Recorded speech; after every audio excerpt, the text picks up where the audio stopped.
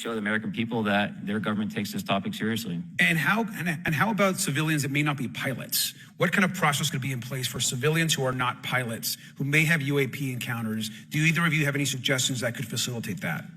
My recommendations would be to make that a sensor-centric operation in order to make it as objective as possible. Okay. Sir, Mr. Favor? No, I agree with Mr. Graves on that. Okay.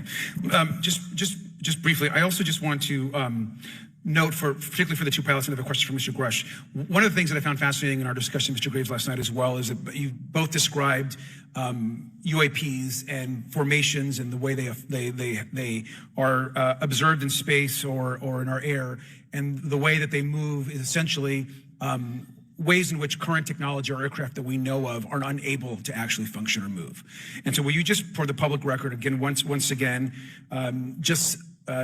briefly, just either describe or note that aircraft that are being witnessed, particularly by the 30 folks that you're working with, are essentially outside the scope of anything that we know of today and the technology we have today. Mr. Graves, Mr. Favor? Yes, the objects that are being seen by commercial pilots are performing maneuvers that are unexplainable due to our current understanding of our technology and our capabilities as a country, and that applies for the military as well. Mr. Favor?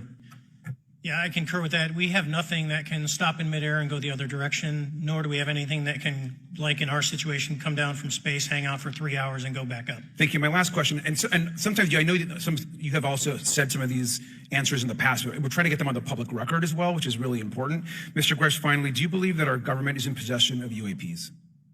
Absolutely, based on interviewing over 40 witnesses over 4 years. And where?